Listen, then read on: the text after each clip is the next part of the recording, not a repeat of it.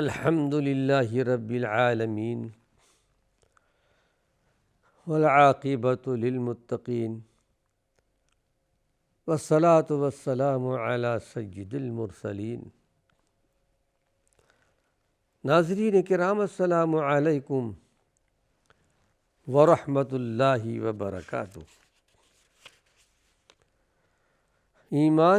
ایمانی صفات کا عنوان لے کر آپ کی خدمت میں حاضر ہوں۔ حقوق العباد میں حقوق والدین کے تعلق سے کچھ باتیں گوشے گزار کر رہا ہوں۔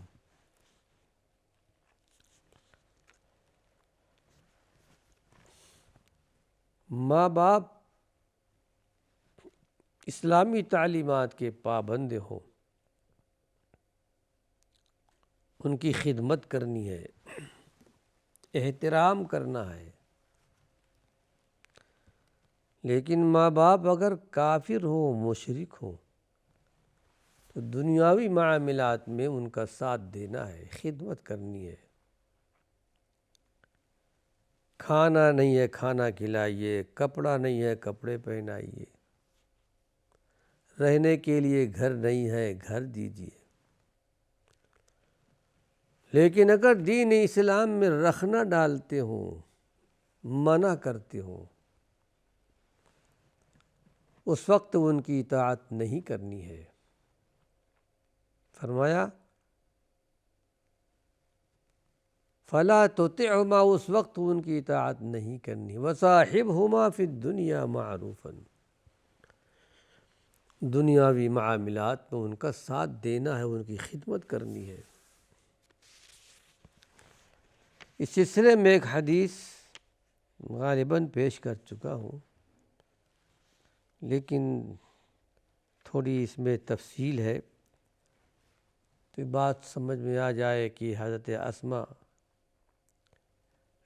یعنی حضرت عائشہ صدیقہ کی بہن تھی، اسماء کی بہن تھی۔ اسماء ابو بکر صدیق کی بیٹی تھیں، استغفر اللہ، ابو بکر صدیق کی بیوی تھیں جاہلیت کے زمانے میں۔ ان کا نام تھا قطیلہ۔ اسلام نہیں لائیں، جاہلیت کے دین پر تھیں۔ وہ آئیں اپنی بہن اسماء سے ملنے کے لیے، اور صدیق اکبر نے جاہلیت کے زمانے ہی میں ان کو طلاق دے کر الگ کر دیا تھا۔ اسلامی دور میں ان کی بیوی نہیں تھی، اپنے مشرکانہ طور طریقے پر چل رہی تھی۔ صلح حدیبیہ کا زمانہ تھا، جو سن 6 ہجری میں پیش آیا۔ مشہور واقعہ صلح حدیبیہ۔ اس وقت یہ عہد و پیمان ہوا تھا اللہ کے رسول صلی اللہ علیہ وسلم اور مکے والوں سے کہ مکے والے مدینہ آ سکتے ہیں، مدینے والے مکہ جا سکتے ہیں۔ اس زمانے میں یہ اپنی بہن سے ملنے آئی۔ حضرت اسماء نے اللہ کے نبی صلی اللہ علیہ وسلم سے پوچھا کہ مجھے ان کے بارے میں کیا رویہ اختیار کرنا چاہیے؟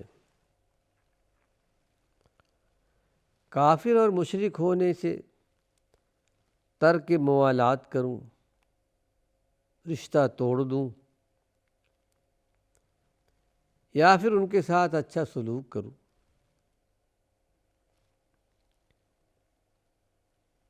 اس وقت اللہ کے نبی صلی اللہ علیہ وسلم نے ارشاد فرمایا، آپ نے حکم دیا کہ ان کی خدمت کرو، ان کے ساتھ اچھا سلوک کرو۔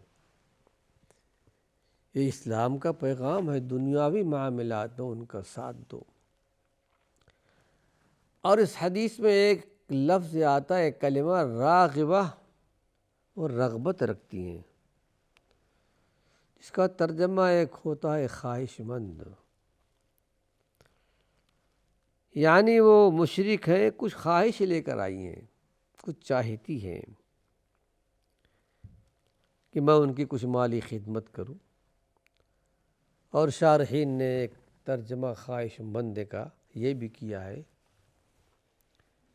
کہ وہ دین اسلام سے نفرت کرتی ہیں،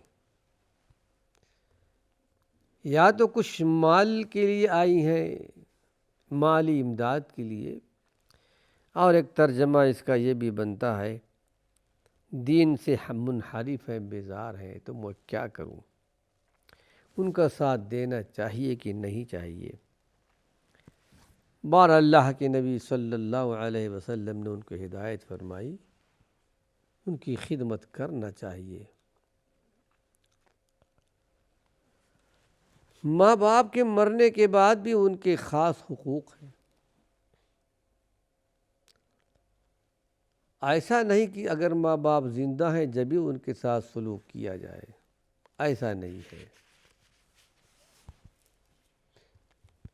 ماں باپ کے انتقال ہو جانے کے بعد ماں باپ کے حقوق باقی رہتے ہیں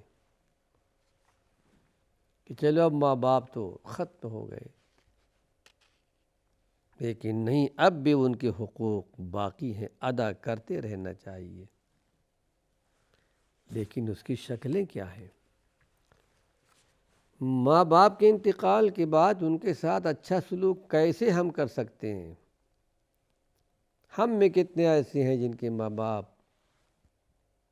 اللہ کے پاس جا چکے ہیں؟ پروردگار عالم ان سب پر اپنی رحمت نازل فرمائے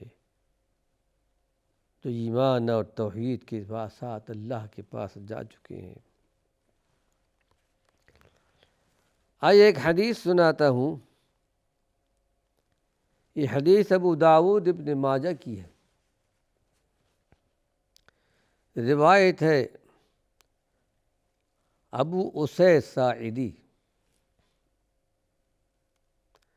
ایک تو ابو حمید ساعدی ہیں جن کی روایت بخاری شریف میں ہے، نماز کے بیان میں، کہ ایک مرتبہ 10 صحابی موجود تھے اور ان کے درمیان یہ چیلنج کیا، انا اعلمکم بصلاۃ رسول اللہ صلی اللہ علیہ وسلم، آپ لوگوں سے زیادہ میں اللہ کے نبی صلی اللہ علیہ وسلم کی نماز جانتا ہوں، کہا پڑھیے، پڑھ کے بتائیے۔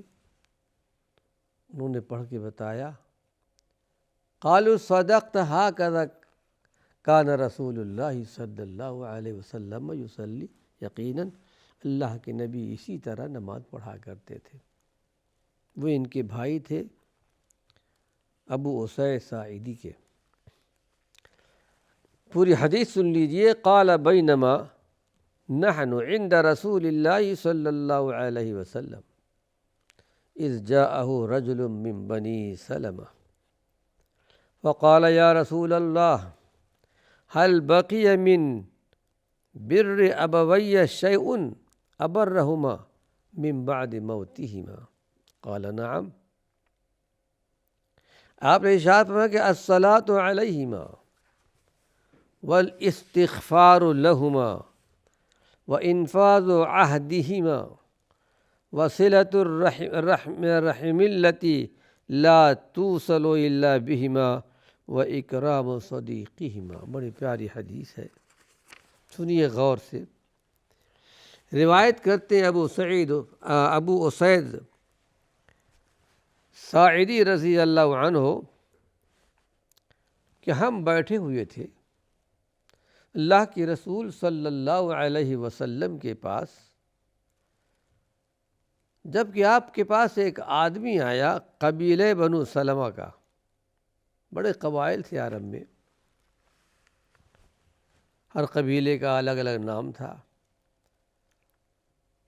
فقال یا رسول اللہ، آنے والے آدمی نے کہا کہ اللہ کے رسول صلی اللہ علیہ وسلم ذرا یہ بتا دیجئے، هل بقی من بر ابوی شیء من ابرہما من بعد موتہما، میرے والد ماں باپ کے انتقال کے بعد کیا کوئی ایسا راستہ ہے کہ ان کے ساتھ میں نیکی کر سکوں، احسان کر سکوں، خدمت کر سکوں، جبکہ دنیا سے جا چکے؟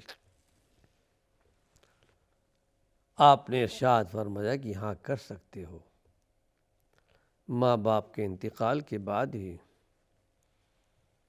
پہلی بات یہ کہ الصلاۃ علیہما والاستغفار لہما، ان کے لیے دعائیں کرتے رہو۔ دو باتیں آپ نے بیان فرمائی، ان کے لیے دعائیں کرتے رہو، رحمتوں کی، برکتوں کی، مغفرت کی،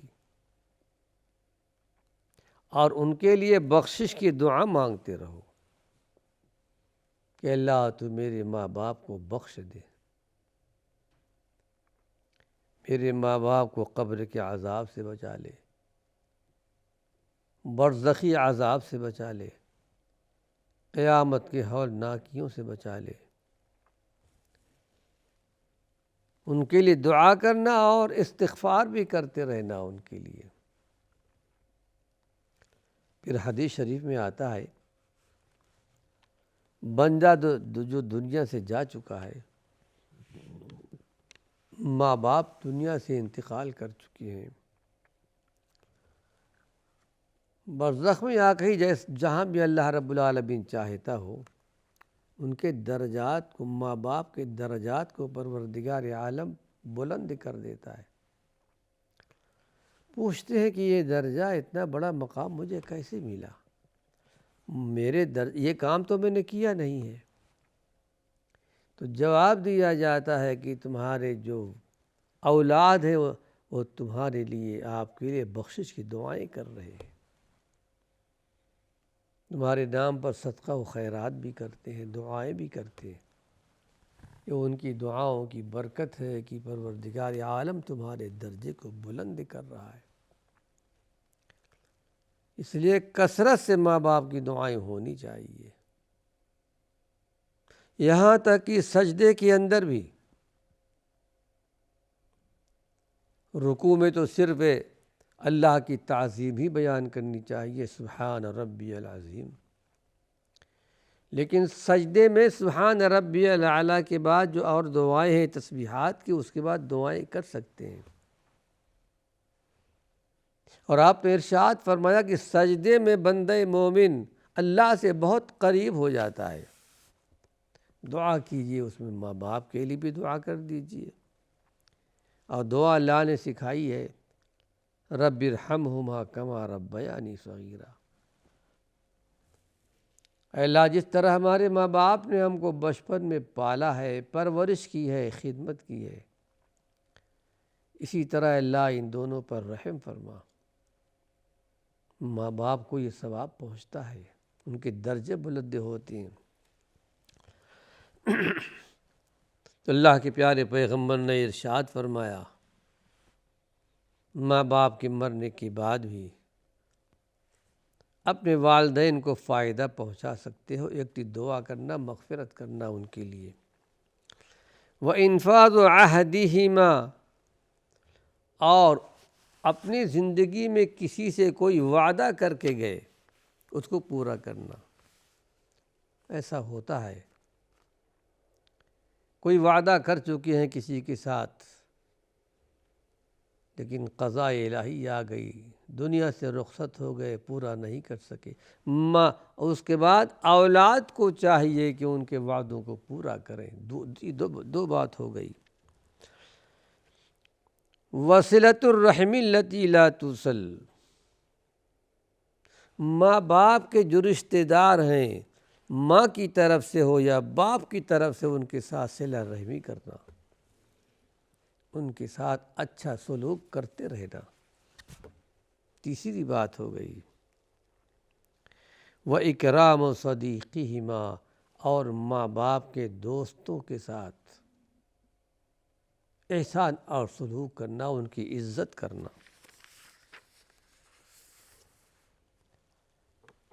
یہ چار باتوں کا حکم دیا گیا ہے کہ یہ چیزیں ایسی ہیں جو ماں باپ کو فائدہ پہنچائے گی۔ آئیے ایک حدیث اور اس سلسلے کی آپ کے سامنے پیش کر رہا ہوں۔ یہ روایت ہے ابن حبان کی۔ ابن حبان حدیث کی ایک معروف کتاب ہے۔ مسند ابن حبان۔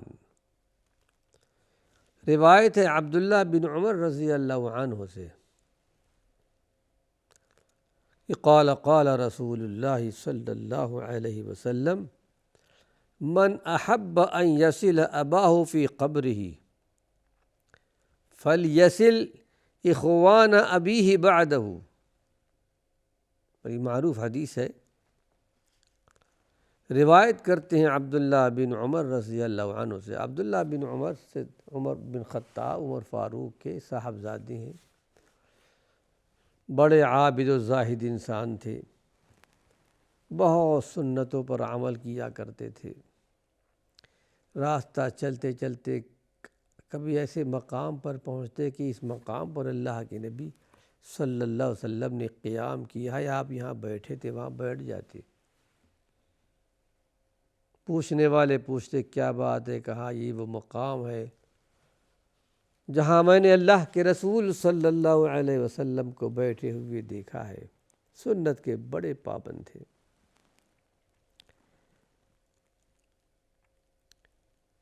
کہتے ہیں کہ اللہ کے نبی صلی اللہ علیہ وسلم نے ارشاد فرمایا، تو یہ پسند کرتا ہو، جو یہ چاہتا ہو کہ اپنے ماں باپ کے قبر میں اس کو فائدہ پہنچائے، اللہ اس کو عذاب سے بچا لے، اللہ اس کو عافیت میں رکھے، جو یہ پسند کرتا ہو تو اسے چاہیے کہ وہ اپنے باپ کے بھائیوں کے ساتھ صلہ رحمی کرے۔ کتنی پیاری حدیث ہے، یعنی باپ کے بھائیوں کے ساتھ یا پھر ماں کے بہنوں کے ساتھ۔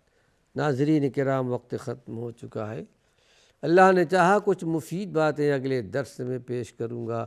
وآخر دعوانا ان الحمد للہ رب العالمین۔